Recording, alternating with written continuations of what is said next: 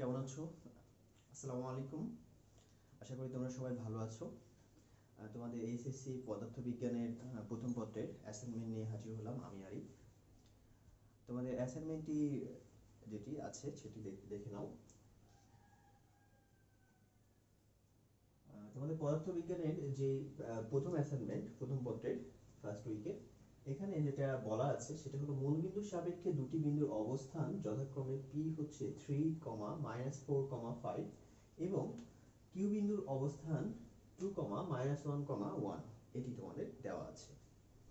এবং তোমাদের ক নম্বর কোশ্চেনটিতে বলা হয়েছে যে পি বিন্দুটির অবস্থান ভেক্টর নির্ণয় করতে হবে, অর্থাৎ পি ভেক্টর নির্ণয় করতে হবে এবং পি কিউ এর সমান্তরাল একটি একক ভেক্টর বের করতে হবে।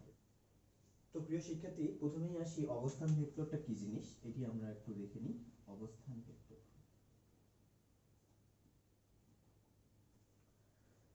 প্রিয় শিক্ষার্থী, অবস্থান ভেক্টর কি জিনিস এটা আমরা আগে দেখব। অবস্থান ভেক্টর হচ্ছে প্রসঙ্গ কাঠামো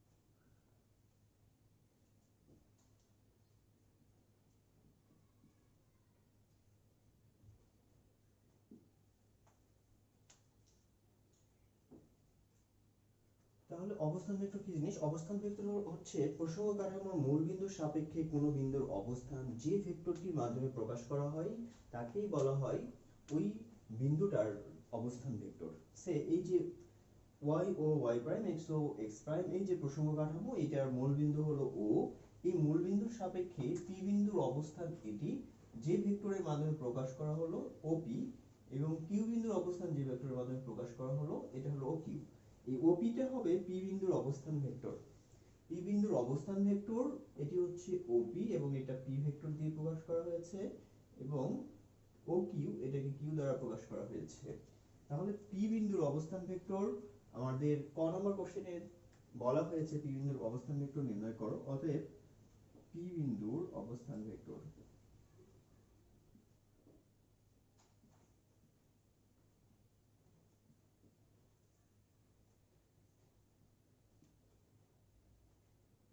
P বিন্দুর অবস্থান ভেক্টর হবে, এখানে 3 টা হলো x এর আর -4 হলো y এর ক্ষেত্রে এবং 5 টা হলো z অক্ষের ক্ষেত্রে ব্যবহৃত হয়। তাহলে x y z অক্ষের যেগুলো আছে এগুলোর আয়ত একক ভেক্টর ijk দিয়ে এই অবস্থান ভেক্টরটা লেখা হয়। অর্থাৎ 3 এর সাথে i যাবে এবং -4 এর সাথে j যাবে আর হলো 5 এর সাথে k যাবে। এই যে তিনটি ভেক্টর আয়ত একক ভেক্টর, এই তিনটি ভেক্টর দিয়ে লেখা হয় p বিন্দুর অবস্থান ভেক্টর p বিন্দুর ক্ষেত্রে। এবার যদি আমরা কিউ বিন্দুর অবস্থান ভেক্টর বের করি তাহলে কিউ ভেক্টর ইকুয়াল টু লেখা যাবে এখানে 2 দিয়ে, সেক্ষেত্রে হবে 2i তারপর -1j আর হচ্ছে 1k, সো k আসবে এটি। এখন pq যদি আমরা বের করতে চাই তাহলে pq ইকুয়াল টু কি হবে? এখন আমি জাস্ট এটা রাফ করতেছি, এটুকু রাফ, তোমাদের তুলতে হবে না, রাফে করে দিচ্ছি। যে ত্রিভুজের ক্ষেত্রে আমরা জানি OPQ, এই ত্রিভুজের ক্ষেত্রে সেক্ষেত্রে হবে OP plus PQ, OP plus PQ equal to কিন্তু OQ এটি হয়।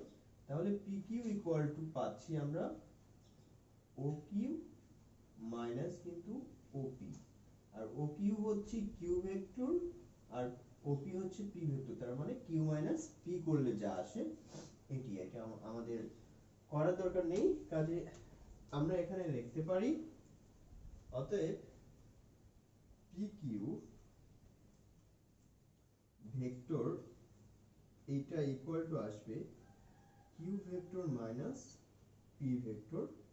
তাহলে Q ভেক্টর হলো 2i minus j plus k minus P vector 3i minus 4j plus 5k এটি আসবে। সেক্ষেত্রে আমরা পাচ্ছি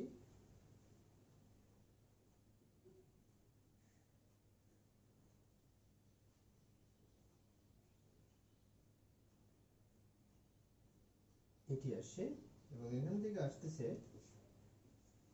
2i থেকে -3i, সো -i থাকে, -j plus 4j, so +3j থাকে, plus k -5k, so -4k থাকে। আর এই ভেক্টরটা হচ্ছে pq ভেক্টর।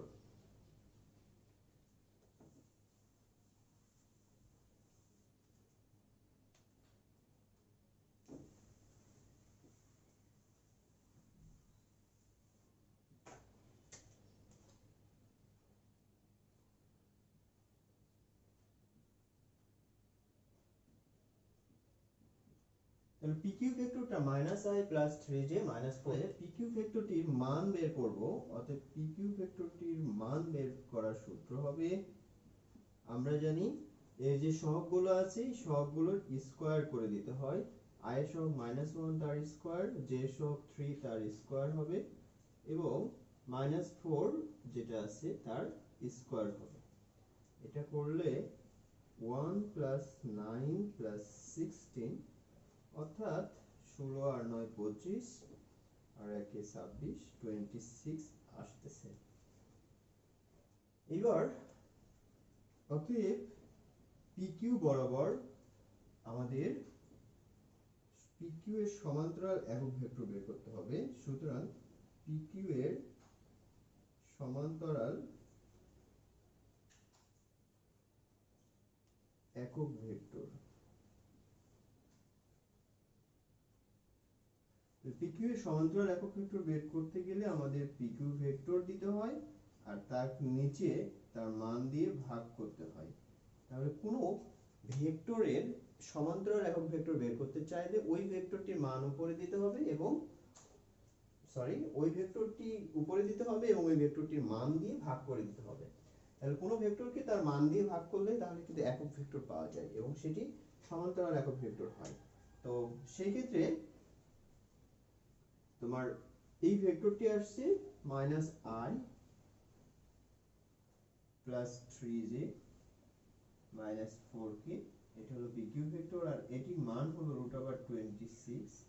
তাহলে এটি হলো PQ বরাবর সমান্তরাল একক ভেক্টর, অর্থাৎ 1/√26 minus into -i plus 3j -4k, এটি আসতেছে PQ এর সমান্তরাল একক ভেক্টর। প্রিয় শিক্ষার্থী, তোমাদের খ নম্বর কোশ্চেনটিতে বলা হয়েছে যে P ভেক্টর আর Q ভেক্টর যেটা আছে এই দুইটা একটি ত্রিভুজের সন্নিহিত দুটি বাহু নির্দেশ করে। সেক্ষেত্রে ওই ত্রিভুজটার ক্ষেত্রফল নির্ণয় করতে হবে। তাহলে P ভেক্টরটা আর Q ভেক্টরটা আমরা ক নম্বর থেকেই পেয়ে গেছি। ক নম্বরে অবস্থান ভেক্টর থেকে আমরা P ভেক্টর আর Q ভেক্টরটা বের করেছি, সেটা আমাদের জানা। এখন এই ভেক্টরটি দিয়ে যে ত্রিভুজটি তৈরি হচ্ছে এই ত্রিভুজটার ক্ষেত্রফল বের করতে হবে। তো সেক্ষেত্রে আমরা জানি ত্রিভুজের ক্ষেত্রফলের সূত্র যেটা half into P cross Q, এটার মান নির্দেশ করে, এটার মান দিয়ে গুণ করতে হয়।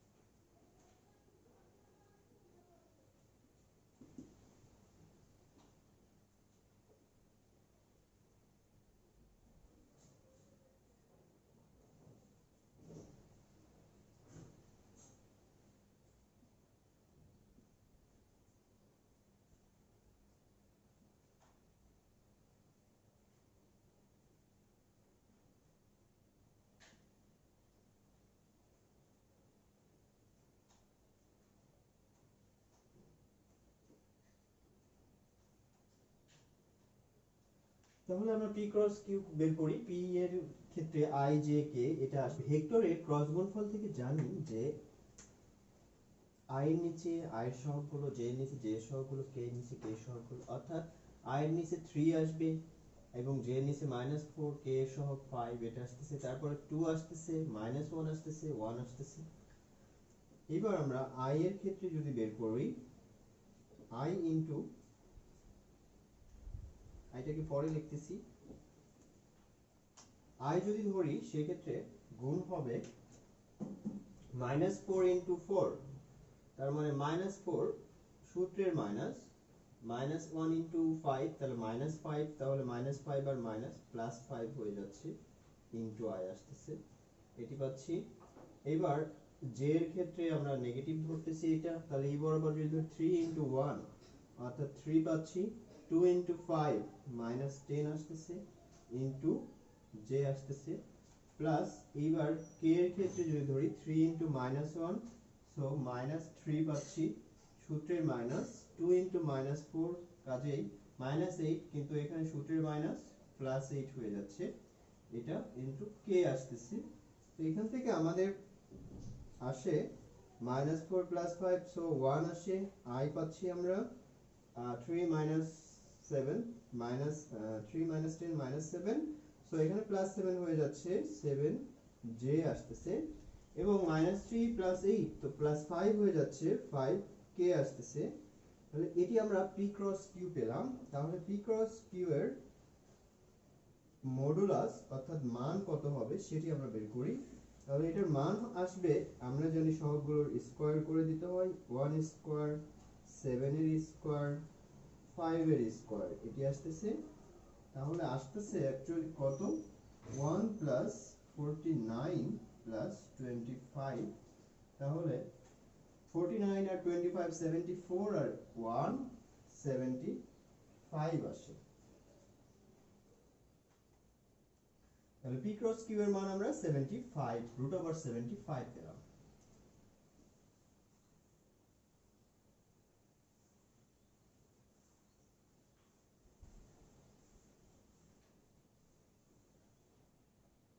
অতএব আমরা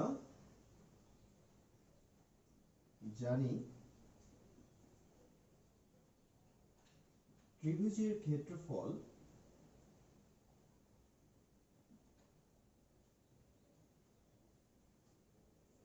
বের করার যে সূত্র সেটি হলো half into P cross Q, যেটি পেলাম এটার মডুলাস, তার মানে হাফ ইন্টু এটি হলো √75, তাহলে √75/2 বর্গ একক, এটি আসলে ত্রিভুজের ক্ষেত্রফল।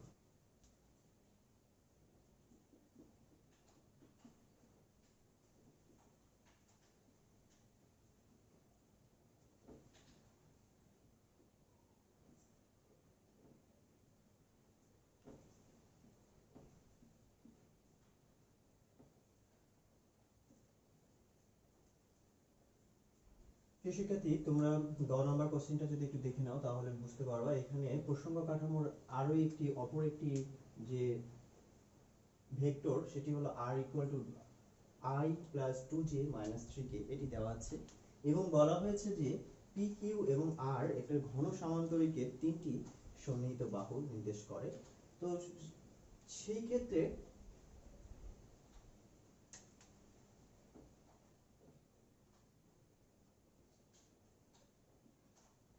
সেক্ষেত্রে এই ঘন সমান্তরিকটির আয়তন বের করতে হবে, আয়তনটা বের করতে হবে।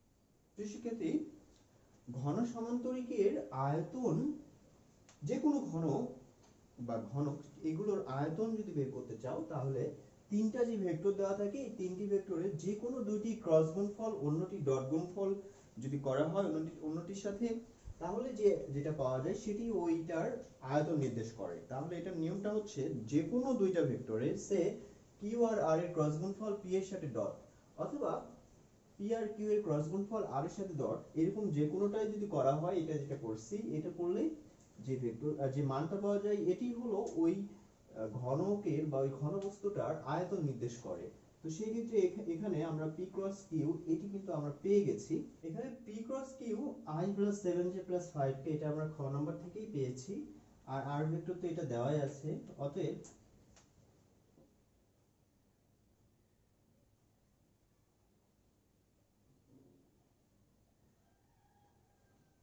ডট r এটার মান আসতেছে p cross Q I plus 7j plus 5k এটি ডট r হচ্ছে I plus 2j minus 3k এটি আমরা পাচ্ছি। তাহলে এই দুটো যদি ডট গুণন করি, ডট গুণনের নিয়ম অনুযায়ী সহগগুলো গুণ হয়, তাহলে i এর সহগ এখানে 1 ইনটু হবে এখানকার সহগ 1 প্লাস j এর সহগ 7 ইনটু হবে 2, k এর সহগ এখানে 5, এখানে k এর সহগ মাইনাস 3 এটা গুণ হবে। তাহলে এখানে 1 পাচ্ছি প্লাস 7 দুগুণ 14, 3 5 15 আসতেছে, তাহলে আসলে 0 আসে। তাহলে এটার আয়তন আমরা 0 পেলাম। শিক্ষার্থী এখানে ঘ নাম্বার কোশ্চেনটিতে বলা হয়েছে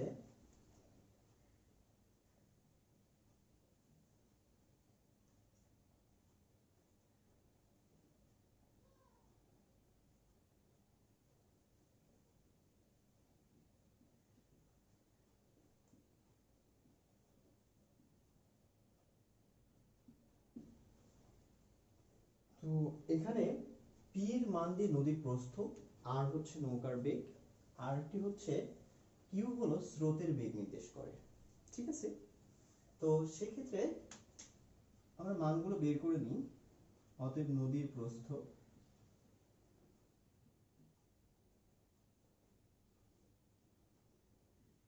p, আমরা p ভেক্টর যেটা দেখেছিলাম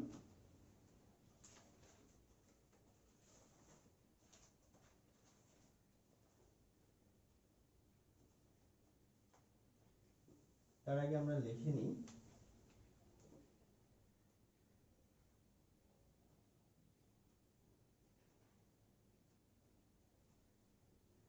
p vector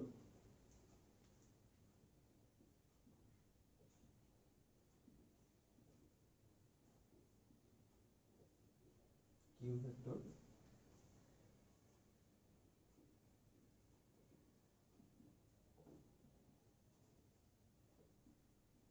r vector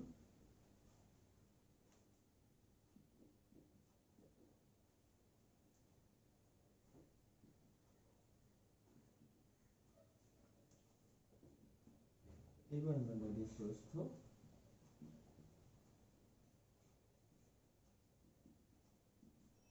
root over 3 square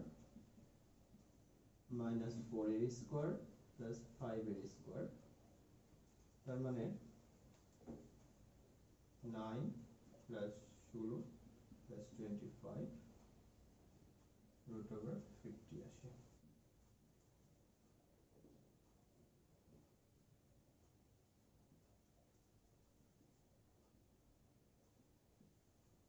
আর হবে r এর ক্ষেত্রে 1 এর স্কয়ার, j এর সহগ 2 এর স্কয়ার আসতেছে, এবং এখান থেকে মাইনাস 3 তার স্কয়ার আসতেছে, অর্থাৎ 1 প্লাস 4 প্লাস 9 14।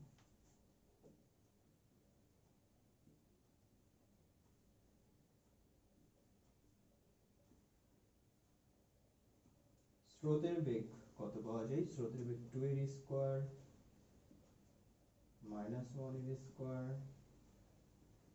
1 এর স্কয়ার 4 প্লাস 1 প্লাস 1 6। তাহলে স্রোতের বেগ root over 6, নৌকার বেগ root over 14, আর আমরা p পেয়েছি root over 50।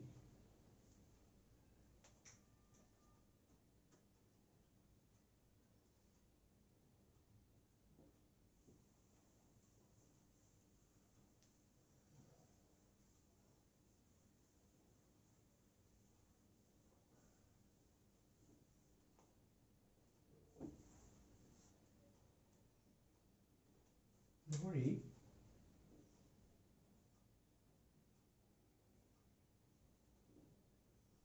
নৌকাটি স্রোতের সাথে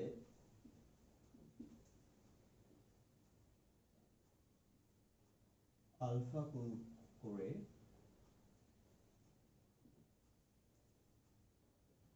চলে।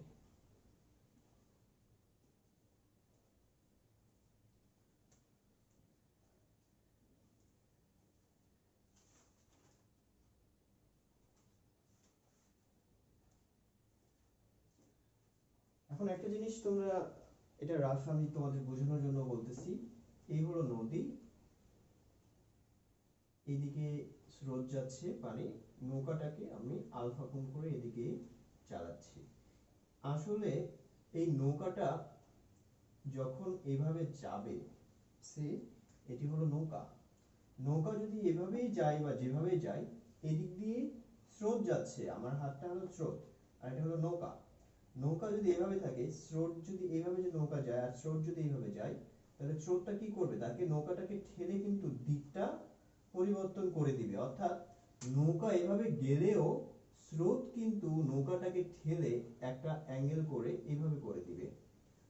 নৌকাটা যাবে কিন্তু অন্যভাবে, অর্থাৎ স্রোতটি ঠেলে সেটাকে সোজা করে দিল বা এইভাবে গেল বা যেভাবে হোক, সে আর এইভাবে যাবে না। সে আলফা কোণে গেলেও নৌকাটি কিন্তু আসলে আলফা কোণে যাচ্ছে, কিন্তু লোভ দিয়ে আলফা কোণে যাবে না, কারণ স্রোতের কারণে সেটি বেঁকে যাবে, অন্য এক ডিরেকশনে চলে যাবে। এখন তার মানে নৌকাটা আমরা যদি এখান থেকে যদি যাত্রা আরম্ভ করি, সে নৌকা এইভাবে সোজা যাচ্ছে, তাহলে স্রোতটার কারণে এই নৌকাটার কি হবে, একটু বেঁকে যাবে। এবং নৌকাটা কিন্তু আমরা যদি এটি নদী হয়, এখান থেকে যাত্রা আরম্ভ করি, ঠিক বিপরীত প্রান্তে যদি এটা হয়, যদি আমরা সোজা এইভাবে নৌকা চালাই, সেক্ষেত্রে কিন্তু আমরা ঠিক এই প্রান্তে কিন্তু পৌঁছাতে পারবো না। দেখা যাচ্ছে যে এখান থেকে এসে এই ঘাট থেকে একটা নির্দিষ্ট দূরত্বে যেয়ে কিন্তু আমরা যে উঠবো। তাহলে এখানে আমরা একই সাথে কিন্তু দুইটা দূরত্ব অতিক্রম করতেছি। একটা দূরত্ব অতিক্রম করতেছি এই বরাবর, এই বরাবর দেখো যে নদীর এই পাশ থেকে ওই পাশে আমরা চলে গেলাম, এই দূরত্ব অতিক্রম করলাম নদীর প্রস্থ বরাবর। আর একটা দূরত্ব আমরা অতিক্রম করলাম, সেটা হলো নদীর দৈর্ঘ্য বরাবর, এই দূরত্ব আমরা অতিক্রম করলাম। তো একই সাথে আমরা যখন নৌকা চালাই, সেক্ষেত্রে আমরা একই সাথে দুইটা দূরত্ব অতিক্রম করি। একটা হলো নদীর প্রস্থ বরাবর দূরত্ব অতিক্রম করি, আর একটা হলো নদীর দৈর্ঘ্য বরাবর দূরত্ব অতিক্রম করি। এখন এই যে প্রস্থ বরাবর আর দৈর্ঘ্য বরাবর এই যে দুইটা দূরত্ব অতিক্রম করি, এই দুইটা দূরত্ব দুইটা বেগের কারণে কিন্তু চাই, দুইটা বেগের উপাংশের কারণে। এই যে নৌকাটা, এই নৌকাটার লব্ধি যে বেগ আছে, এই লব্ধি বেগের দুইটা উপাংশ আছে, একটা হলো প্রস্থ বরাবর আর একটা হলো দৈর্ঘ্য বরাবর। এই প্রস্থ বরাবর যে উপাংশ রয়েছে তার কারণে প্রস্থ বরাবর যায়, আর দৈর্ঘ্য বরাবর যে উপাংশ আছে তার কারণে কিন্তু দৈর্ঘ্য বরাবর নৌকাটা যায়। এটা শুধুমাত্র এখানে না, ফিজিক্সের সব ক্ষেত্রে কিন্তু এটা প্রযোজ্য। আমরা সে প্রাসের অঙ্কে দেখেছি যে একটা ফুটবলকে তুমি যদি এভাবে মারো, লাঠি মারো, ফুটবলটা উপরের দিকে যেমন উঠে, ঠিক তেমনি কিন্তু ভূমি বরাবর একটা দূরত্ব অতিক্রম করে। তার মানে এই যে বেগটা আছে, এই বেগের দুইটা অংশ আছে, একটা হলো ভূমি বরাবর আর একটা হলো উলম্ব বরাবর। এই উলম্ব বেগের কারণে উলম্ব দিকে যায়, আর ভূমি বরাবর যে অংশ আছে তার কারণে কিন্তু ভূমি বরাবর যায়। তো যে দিকে যাচ্ছে সেই দিকের উপাংশ কারণে কিন্তু যায়। এই দিক বরাবর নৌকাটা আসলে চাচ্ছে কি, নৌকাটা নদীর ওই পারে যেতে, আর ওই পারে যেতে হলে নদীর প্রস্থ বরাবর আমার উপাংশ দরকার। এই যে বেগ আছে, এই বেগগুলোর দুইটা বেগেরই উপাংশ নদীর প্রস্থ বরাবর দরকার। তাহলে আমাদের আসলে অ্যাকচুয়ালি যেহেতু খুব কম সময়ে নদীর ওই পারে যেতে চাই, সবচেয়ে কম সময়ে এটা চেয়েছে, তাহলে আমাদের নদীর প্রস্থ বরাবর উপাংশ নিতে হবে।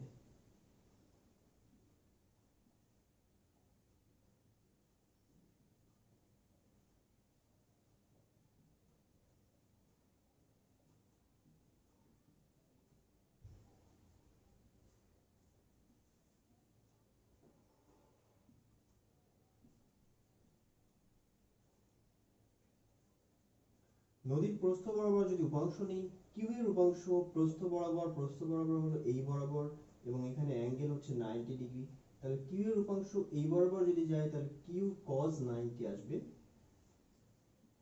এটি আমরা পাবো। আবার কিউ sin 0 ডিগ্রিও লেখা যায়, কিন্তু তোমরা কিউ sin 0 ডিগ্রিও লিখতে পারো। উপাংশের যদি ক্লিয়ার কনসেপ্ট থাকে তাহলে তোমরা অনেকভাবেই লিখতে পারবা। আর এর উপাংশ এই বরাবর, তাহলে যেহেতু এটা আলফা অ্যাঙ্গেল, তাহলে আলফা অ্যাঙ্গেল হলে cos আলফা হবে না, এখানে sin আলফা হবে, সো আর sin আলফা আসবে। তাহলে নদীর প্রস্থ বরাবর উপাংশটা পেলাম q cos 90 plus r sin alpha. এখন cos 90 এর মান আসলে 0, তাহলে এটা 0 হয়ে যাচ্ছে, অর্থাৎ r sin আলফা পাচ্ছি। এটি হলো নদীর প্রস্থ বরাবর উপাংশ।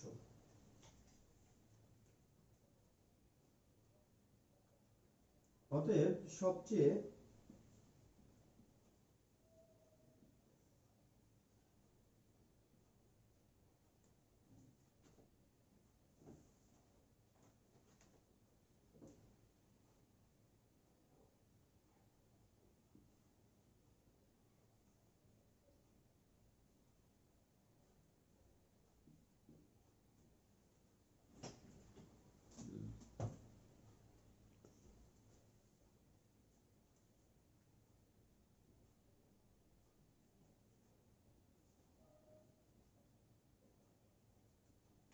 সময় যেটা হবে সেটা t ইকুয়াল টু হবে নদীর প্রস্থ p বাই হবে r sin আলফা, কারণ প্রস্থ বরাবর যে বেগ কাজ করতেছে সেটা হলো r sin আলফা, তাহলে t equal to p by r sin alpha.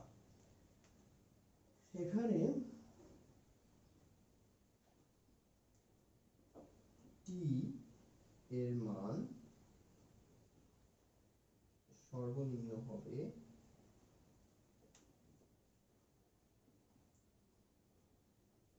যদিও কেবল যদি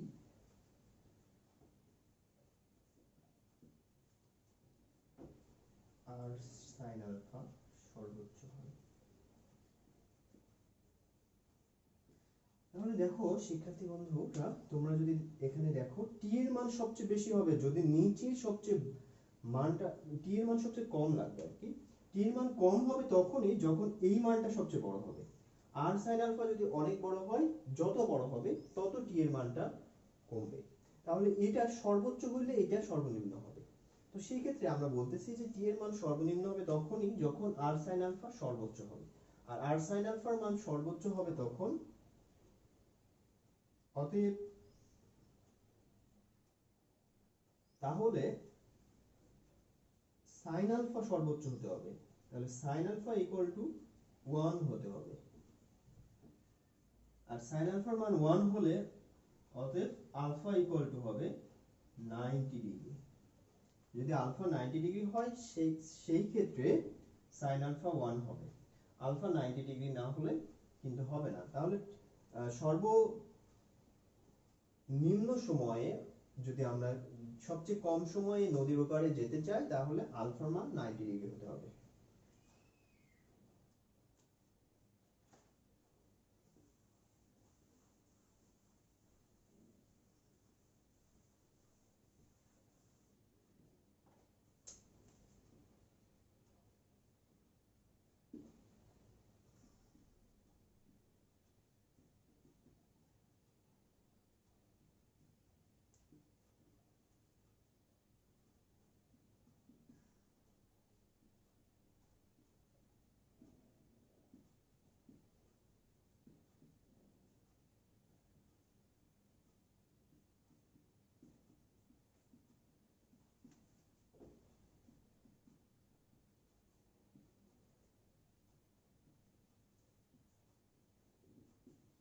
তাহলে দেখো বিষয়টা কেমন দাঁড়ায়, বিষয়টা দাঁড়ায় এরকম যে এটি হলো নদী, নদীর এই বরাবর যেহেতু আলফা 90 ডিগ্রি, এই আর হচ্ছে কিউ এর সাথে যে অ্যাঙ্গেল করে সেটা 90 ডিগ্রি, তাহলে কিউ এই বরাবর কাজ করতেছে, আর যদি এই বরাবর কাজ করে এটা 90 ডিগ্রি হবে আলফা। সেই ক্ষেত্রে নৌকা যদি এইভাবে চলে সেক্ষেত্রে সবচেয়ে কম সময়ে ওই পারে যেতে পারবে, কিন্তু নৌকা যদি এইভাবে চলে নৌকা কিন্তু এইভাবে থাকবে না, লব্ধি কিন্তু একটা এই বরাবর যাবে, তাহলে সবচেয়ে কম সময়ে যদি কোনো নৌকা যেতে চাই, অবশ্যই নৌকাটাকে এই বরাবর চালাতে হবে এবং স্রোতের কারণে সেটি কিন্তু ঘুরে যাবে, ঘুরে এই বরাবর হয়ে যাবে এবং সে একটা ওই পার থেকে একটা নির্দিষ্ট দূরত্বে যে একটা জায়গায় পৌঁছাবে। সে কিন্তু এই পয়েন্টে ঠিক অপর বিন্দুতে যে পৌঁছাবে না, বিপরীত বিন্দুতে দিয়ে যে পৌঁছাবে না। তাহলে সবচেয়ে কম সময়ে যদি যেতে চায় তাহলে অবশ্যই নদীর এই দূরত্ব থেকে একটা নির্দিষ্ট দূরত্ব দূরে যেয়ে সে কিন্তু উঠবে। তাহলে আমরা এবার নদী পার হওয়ার সবচেয়ে কম সময়টা বের করে ফেলি। অতএব নদী পার হতে 1 নম্বর কোশ্চেন এটা আমাদের চেয়েছে সবচেয়ে কম সময়।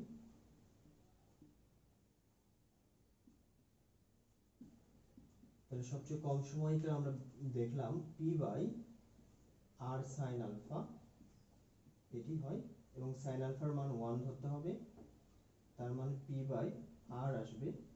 পি এর মান আমরা দেখেছি, আমরা বের করেছি, পি এর মান হচ্ছে √50 আর আর এর মান হলো √14।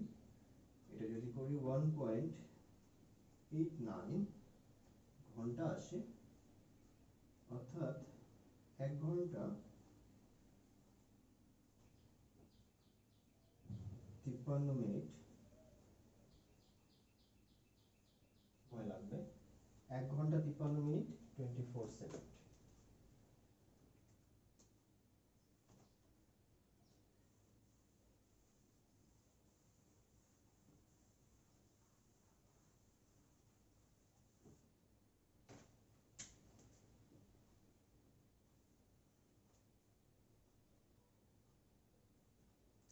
প্রিয় শিক্ষার্থী, 4 নম্বর কোশ্চেনটিতে বলা হয়েছে যে সবচেয়ে কম দূরত্বে যাওয়ার জন্য কি ব্যবস্থা নিতে হবে। এবার কিন্তু আগেরটাই ছিল সবচেয়ে কম সময়, এবার আসছে সবচেয়ে কম দূরত্বে। তাহলে সবচেয়ে কম দূরত্বে আর সবচেয়ে কম সময়ে এর মধ্যে পার্থক্যটা কি, এটা আমরা একটু দেখে নিই। এটা রাফে আর কি, তোমরা এটা করার দরকার নেই। তাহলে দেখো, এই যে নদীটা, এই নদীটার এইদিকে স্রোত যাচ্ছে, এটা কিউ, আর এই বরাবর যে আর। এখন এই নদীটার সবচেয়ে কম দূরত্ব কোথায়? আমি সে ধরলাম নৌকাটা এভাবে গেল, এই দূরত্ব পেলাম, নৌকাটা এভাবে গেল, এই দূরত্ব পেলাম, নৌকাটা এভাবে গেল, এই দূরত্ব পেলাম। এরকম যতগুলো দূরত্ব আছে, সবচেয়ে কম দূরত্ব কোথায় আছে? সবচেয়ে কম দূরত্ব অবশ্যই ঠিক এই প্রান্ত থেকে ওই প্রান্তে বিপরীত বিন্দুতে যে বিন্দুটা আছে, এই বরাবর যদি নৌকাটা যায়, নৌকাটা যদি ঠিক এইভাবে এই বরাবর যায়, তাহলেই এই দূরত্বটা হলো সবচেয়ে কম দূরত্ব। এটা সবচেয়ে কম দূরত্ব। আমরা আগের বার সবচেয়ে কম সময়ে করেছি, সবচেয়ে কম সময়ে যখন গিয়েছে সেক্ষেত্রে কি হয়েছিল? সেক্ষেত্রে হয়েছিল যে নৌকাটা কিন্তু স্রোতের সাথে 90 ডিগ্রি কোণ করে থাকতে হচ্ছে, এই বরাবর নৌকা চালাতে হচ্ছে আর এই বরাবর কিউ 90 ডিগ্রি কোণ করে। আর যখন নৌকাটা এই বরাবর এইভাবে 90 ডিগ্রি কোণ করে চালানো হচ্ছে, তখন কিন্তু নৌকাটা যাচ্ছে একটা অ্যাঙ্গেল করে এবং বিপরীত প্রান্ত থেকে একটা নির্দিষ্ট দূরত্বে যেয়ে উঠতেছে। এটা কিন্তু ছিল সবচেয়ে কম সময়ের জন্য। এবার এবার কিন্তু তুমি নৌকাটাকে আর এইভাবে চালাতে পারবে না, নৌকাটাকে অবশ্যই তোমাকে এইখান থেকে একটু নির্দিষ্ট ডিগ্রি অ্যাঙ্গেল করে এই বরাবর চালাতে হবে, যাতে করে স্রোতটা তোমাকে ঠেলে, নৌকাটাকে ঠেলে সোজা করে দেয় এবং সেটা সোজা ওই প্রান্তে যায়। নৌকাটা কিন্তু ঠিক সোজাসুজি এই প্রান্তে যাচ্ছে এবং সেটি সম্ভব হবে তখনই যদি স্রোতের সাথে এইখান থেকে একটা নির্দিষ্ট ডিগ্রি অ্যাঙ্গেল করে এই পাশে থাকে, অর্থাৎ আলফার মান কিন্তু এবার 90 থেকে বেশি হতে হবে। আলফার মান অবশ্যই 90 থেকে বেশি হতে হবে, না হলে কিন্তু সবচেয়ে কম দূরত্ব আমরা অতিক্রম করতে পারবো না। তাহলে সবচেয়ে কম দূরত্ব বলতে এটা বোঝায়, আর সবচেয়ে কম সময় বলতে কিন্তু আমরা আলফার মান 90 ডিগ্রি বোঝায়। আর এই ক্ষেত্রে কিন্তু লব্ধিটা যাবে 90 ডিগ্রি করে। লব্ধি মানে হচ্ছে থিটা ধরা হয়, থিটাটা 90 ডিগ্রি করে যেতে হবে।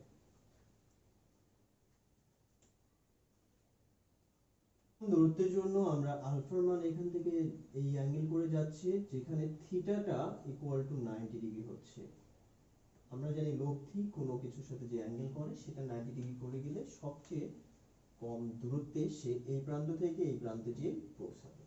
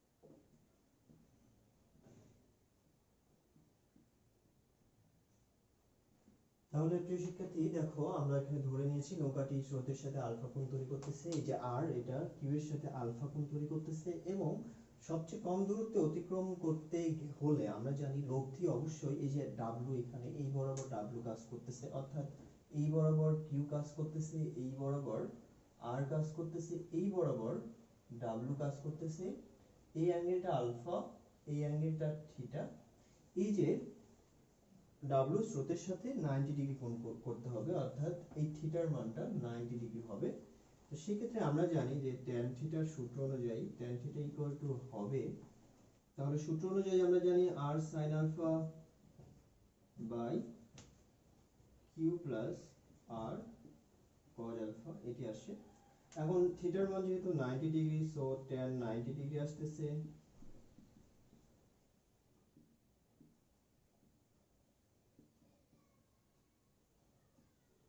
তো tan 90 এর মান হলো 1/0,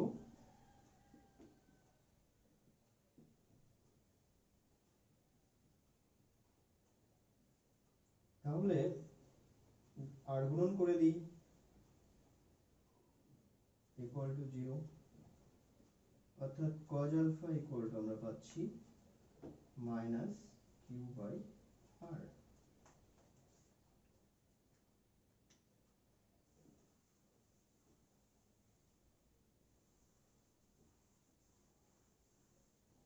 cos alpha equal to minus q by r,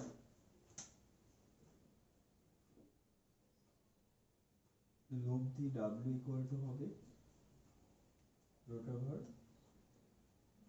q square plus r square plus 2qr cos alpha,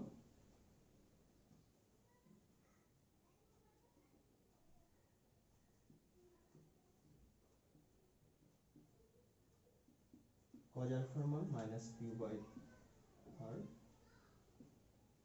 আর কেটে যায়,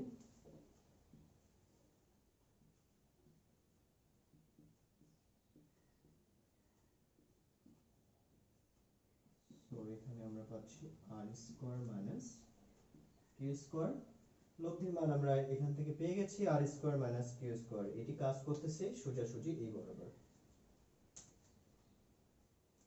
অতএব সবচেয়ে কম দূরত্বে অতিক্রম করতে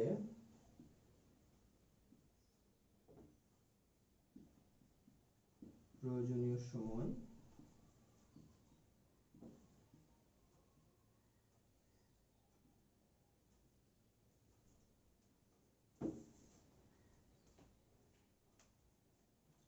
t ইকুয়াল টু আসবে এবার p বাই রুট ওভার এই যে লব্ধি, লব্ধি দিয়ে দিচ্ছি ফার্স্টে অর্থাৎ w, এবং p by root over r square minus q square, অর্থাৎ p এর মান রুট ওভার 50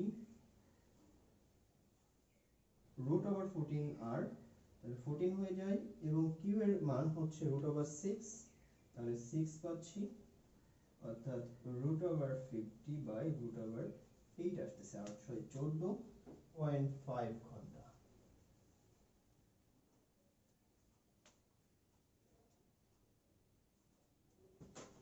অর্থাৎ 2 ঘন্টা 30 মিনিট।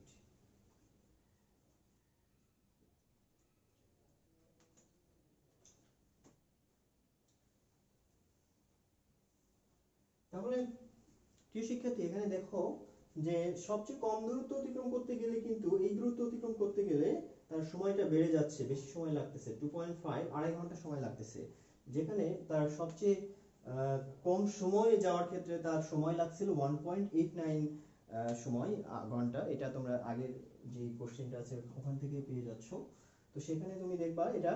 তাহলে এখানে কিন্তু সময়টা বেশি লাগতেছে। তাহলে সবচেয়ে কম দূরত্বে যদি আমরা যেতে চাই সেক্ষেত্রে বেগ যদি সেম থাকে, ওই একই বেগ নিয়ে, বেগ কিন্তু এখানে চেঞ্জ হয় নাই, নৌকার বেগ কিন্তু আর ওটা এখানেও 14 রুট ওভার 14, ওখানেও 14 ছিল, কিন্তু ওখানে সময় কম লাগছে, এখানে সময়টা বেশি লাগতেছে।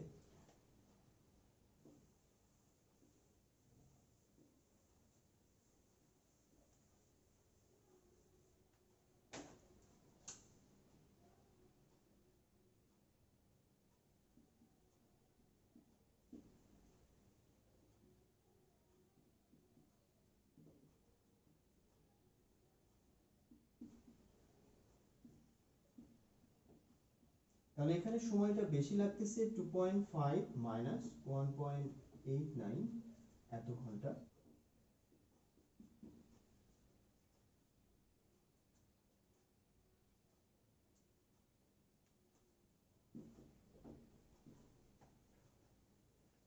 তাহলে এখানে দেখো সবচেয়ে কম দূরত্বে যাওয়ার জন্য আমার আসলে অ্যাকচুয়ালি কি দরকার হচ্ছে, সবচেয়ে কম দূরত্বে যেতে হলে আমার নৌকাটিকে চালাতে হচ্ছে আলফার মান অবশ্যই 90 ডিগ্রি বেশি হতে হবে, এই বরাবর চালাতে হচ্ছে। সেই ক্ষেত্রে স্রোত থেকে নৌকাটা স্রোতে ঠেলে সোজা হয়ে এই বরাবর যাচ্ছে, তো অবশ্যই নৌকাটির বেগ স্রোতের বেগের বেশি হতে হবে, নৌকাটির বেগ স্রোতের বেগের বেশি হতে হবে, 1 নম্বর কন্ডিশন। 2 নম্বর কন্ডিশনটা অবশ্যই নৌকাটিকে 90 ডিগ্রির বেশি কোণে স্রোতের সাথে চালাইতে হবে, তাহলে কিন্তু অপর প্রান্তে যে পৌঁছাবে।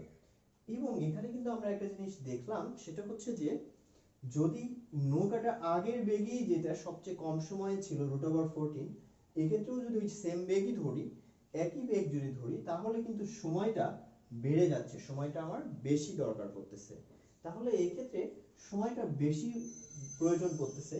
তো এই কথাটা আমরা এখানে লিখবো। এখানে দুইটা জিনিস দিয়েছে যে সবচেয়ে কম দূরত্বে যেতে হলে বেগের আর সময়ের কি পরিবর্তন করতে হবে। তাহলে আমরা যদি বেগ পরিবর্তন না করি, বেগের পরিবর্তন না করি,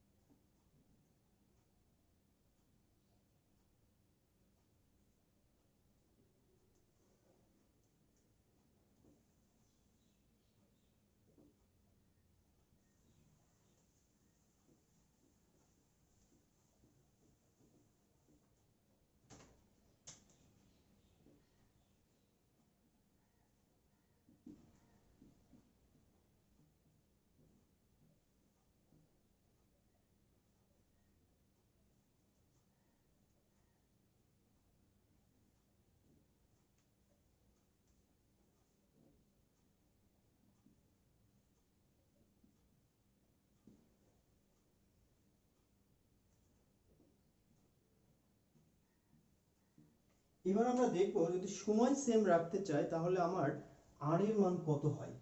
বেগের মানটা আমরা নৌকার বেগটা এটা যদি আমরা সময় সেম রাখি 1.89 সেক্ষেত্রে নৌকার বেগটা আমরা কত পাই সেটা আমরা এখন বের করব।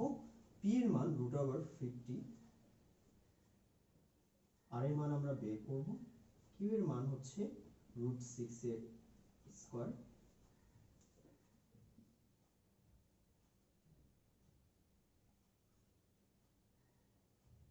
তাহলে এটা এখানে নিয়ে চলে আসি।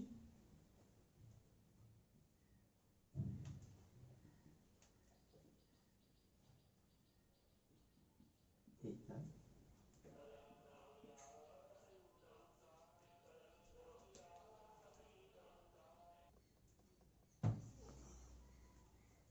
প্রিয় শিক্ষার্থী, তাহলে দেখো আমরা √50 কে 1.89 দিয়ে যদি ভাগ করি 3.74 আসে। এবার আমরা বর্গ করে দিব। আসলে এটা 6 হবে, বর্গ করে দিই।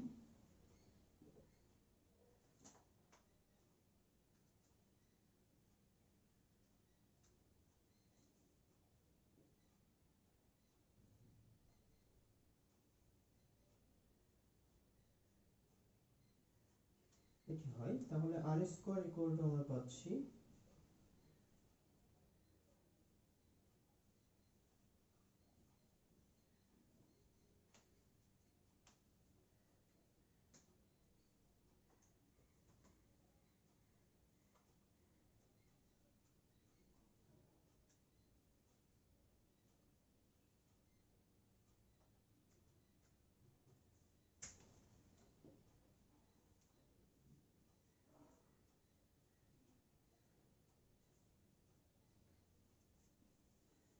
অতএব আমরা আর ইকুয়াল টু পাবো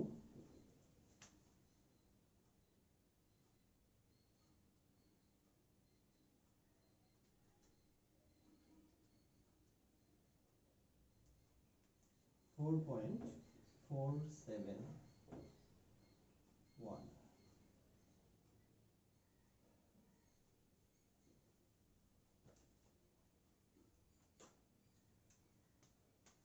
তাহলে দেখো আমরা আর এর মান কিন্তু 4.471 একক হয়ে গেছে। আগে কিন্তু ছিল আর ইকুয়াল টু √14, √14 করে দেখো, √14 করলে 3.74 ছিল, এখন কিন্তু 4.471। তাহলে বেগ আমাদের যদি সময়টা সেম রাখতে চাই, আগেও যে সময়টা সবচেয়ে কম সময়ে পেয়েছিলাম সেখানে 1.89, সেই ক্ষেত্রে কিন্তু আমার বেগের মানটা বেড়ে যাচ্ছে। বেগের মানটা কত হচ্ছে 4.471। অতএব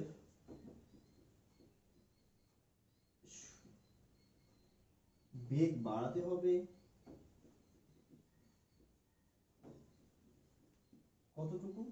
বেগ বাড়াতে হবে 4.471 মাইনাস √14। √14 মানে হচ্ছে 3.74।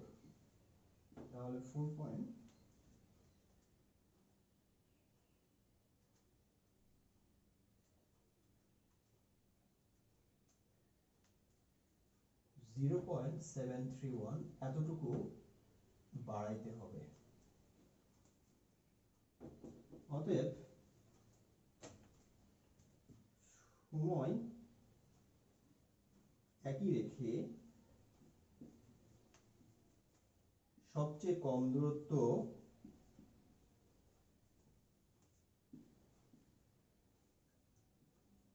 অতিক্রম করতে হলে বেগ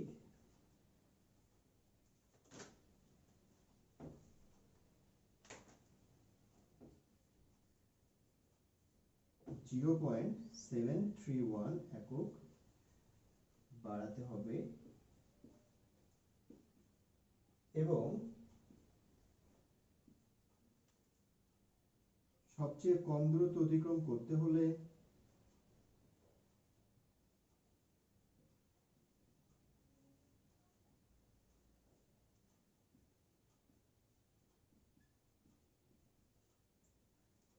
নৌকা স্রোতের সাথে